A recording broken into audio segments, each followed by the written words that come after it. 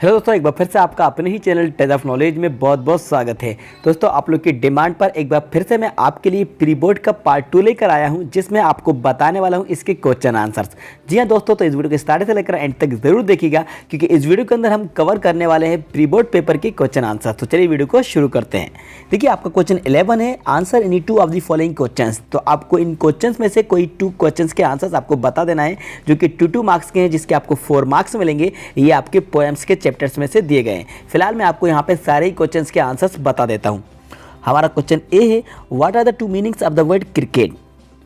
Answer हमारा होगा, the 2 meanings of the word cricket are a small insect, the name of a game. A small insect, the name of a game, ये इसका right answer होगा। चलिए बात करते हैं क्वेश्चन बी के बारे में। क्वेश्चन बी है, whom does the poet wish to trust। whom does the poet wish to trust।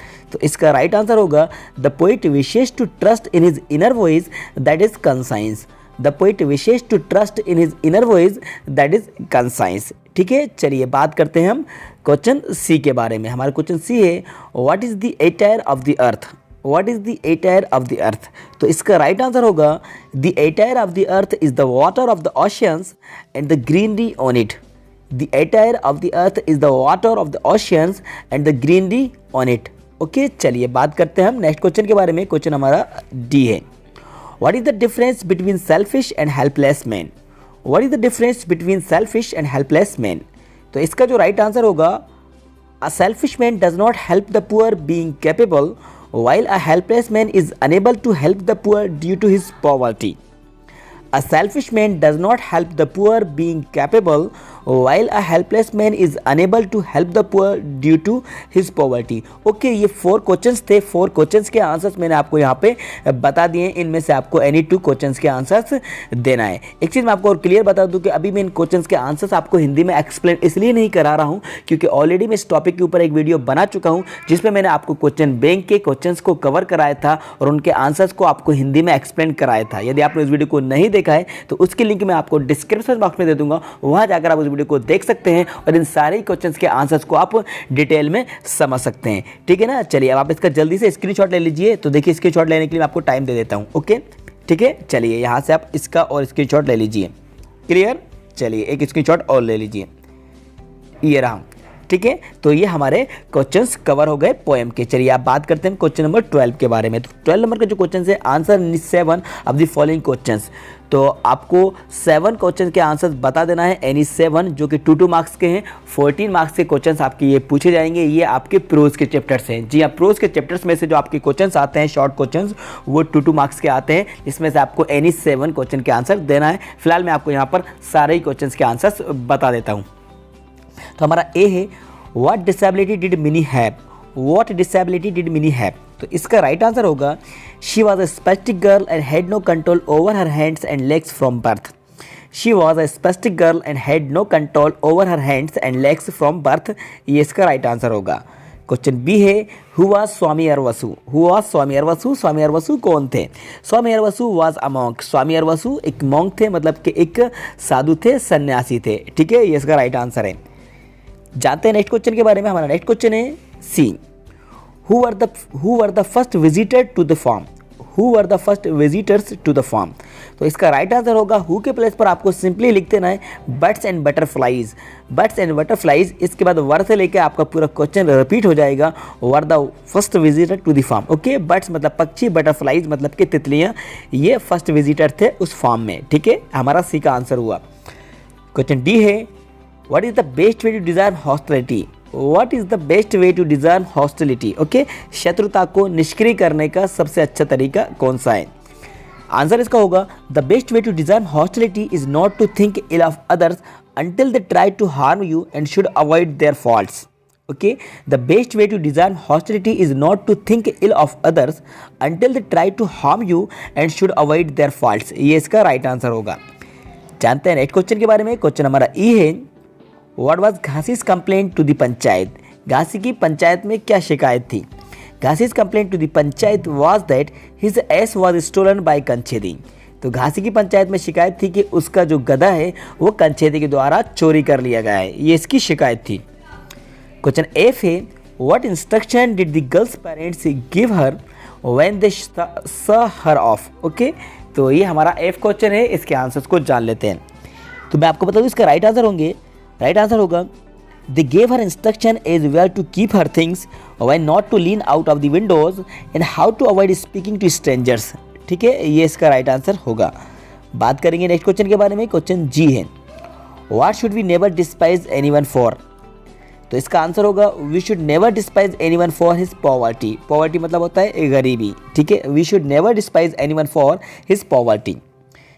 Question next है H, What did the author mean by a safe remark? तो इसका आंसर आपको simply बता देना है, the remark that you have an interesting face was a safe one. Such remark can only please a girl and therefore it was safe and would not be disliked by her. ये इसका right answer होगा। Next question है I, what happens if we prejudge people and future events? क्या होता है जब लोगों को और भविष्य की बारे में हम पूर्व धारणाएं बना लेते हैं, पहले से ही हम पूर्व धारणाएं बनाते हैं, तो क्या होता है? इसका राइट आंसर होगा if we prejudge people and future events we create unwanted enemies and hardship. We create unwanted enemies and hardships. Okay, ये इसका राइट आंसर होगा। तो ये थे हमारे पूरे ही क्वेश्चन जो मैंने आपको बता दिए प्रोज के। आप जल्दी से इसका स्क्रीनशॉट लेना चाहें तो इसका स्क्रीनशॉट ले सकते हैं। चलिए स्क्रीनशॉट लेने के लिए मैं आपको टाइम देता हूँ। ठीक है, ये फर्स्ट का हो गया। चलिए अब यहाँ से नेक्स्ट क्वेश्चन से ले लीजिए आप स्क्रीनशॉट। ठीक है, चलिए अब इसके बाद हम ई से भी देख लेते हैं। यहाँ ई से भी आप इसका स्क्रीनशॉट ले सकते हैं। ठीक है, चलिए अब आप इसका जी से भी स्क्रीनशॉट ले सकते हैं। ठीक है, अब ये क्वेश्चन और रह गया है तो आप इसका भी स्क्रीनशॉट ले सकते हैं। ठीक है, ये हमारे प्रोज के चैप्टर्स कवर हुए। अब बात करते हैं क्वेश्चन नंबर 13 के बारे में। Answer any one of the following question. तो आपको वन क्वेश्चन का आंसर बता देना है जो कि आपका प्रोज का है, लॉन्ग क्वेश्चन है, 4 मार्क का पूछा जाता है। दोनों ही के मैं आंसर आपको बता देता हूँ। What is the difference between playmates and schoolmates?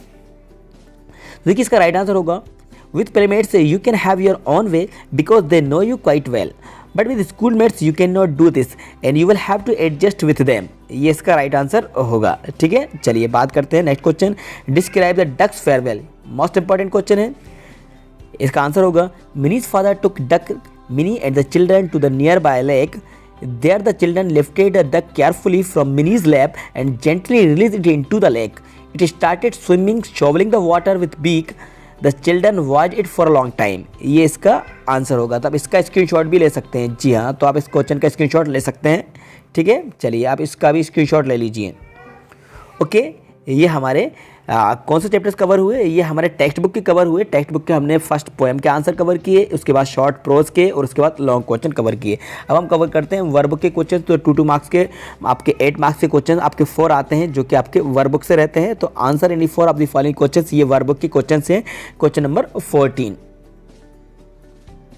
तो हमारा क्वेश्चन फर्स्ट है, इट मीन्स ए है, what makes a team a whole. Okay, तो इसका राइट आंसर होगा यूनिटी एंड कोऑपरेशन।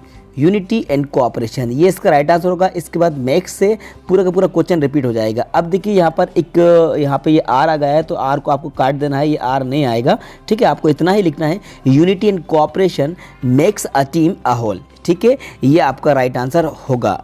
ठीक है, चलिए बात करते हैं बी के बारे में। तो हमारा नेक्स्ट क्वेश्चन है B, what does the poet say about past and future. What is the poet say about past and future? Poet past और फ्यूचर के बारे में क्या कहता है? तो देखिए इसका आंसर होगा, he says us not to trust the future. He says us not to trust the future however pleasant it may look, and we must not feel regret of our past life, forget the unpleasant experience of the past. ठीक है, तो इस तरह से ये हमारा right answer हो जाएगा। He says us not to trust the future however pleasant it may look, and we must not feel regret of our past life, forget the unpleasant experience of the past. ये इसका answer होगा।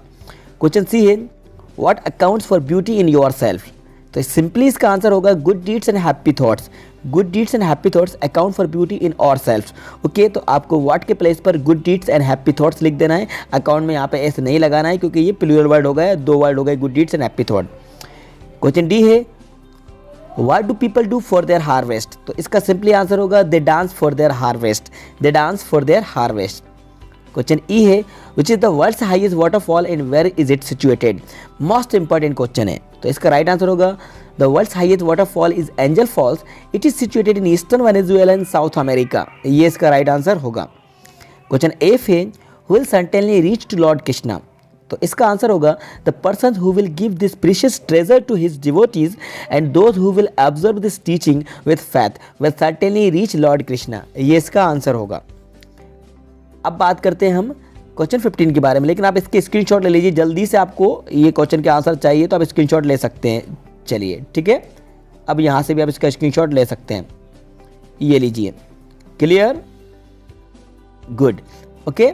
चलिए अब बात करते हैं question 15 के बारे में। Answer any one of the following. तो अब लॉन्ग क्वेश्चन का आंसर बता देना है। वर्ब बुक का एक 4 नंबर का क्वेश्चन पूछा जाता है, 2-2 नंबर के आपके 4 क्वेश्चन पूछे जाते हैं, तो 8 और 4 12 नंबर के आपके वर्ब बुक में से क्वेश्चन आते हैं। ठीक है, तो क्वेश्चन हमारा right the central idea of the poem the risk. ठीक है, तो इसका आंसर होगा risk is in everything whether it is a small action और great action.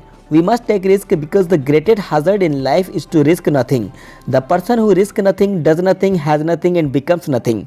The persons who do not risk are slaves because they are chained by their certitude. Only a person who takes risk is truly free.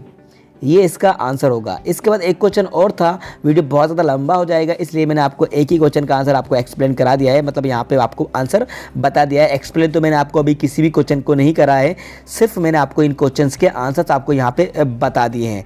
अगर explain के बारे में बात करें तो हिंदी में explain मैंने ऑलरेडी इनको कराए हुए हैं, जैसा कि मैं आपको पहले ही बता चुका हूँ कि उसके ऊपर मैंने वीडियो एक सेपरेट बनाई हुई है। उम्मीद करता हूँ ये वीडियो आपको पसंद होगी, तो इस वीडियो को लाइक कर दीजिएगा, अपने सारे फ्रेंड्स को ज़्यादा शेयर कर दीजिएगा। और हाँ स्टूडेंट्स, यदि आप हमारे चैनल पर नए हो और आपने अभी तक चैनल को सब्सक्राइब नहीं किया है तो चैनल को जरूर सब्सक्राइब कर दीजिएगा, साथ में बेल आइकन को प्रेस कर दीजिएगा, सो दैट आपको आने वाली वीडियोज़ की नोटिफिकेशन सबसे पहले टाइम पर मिलते रहेंगे। Thank you so much.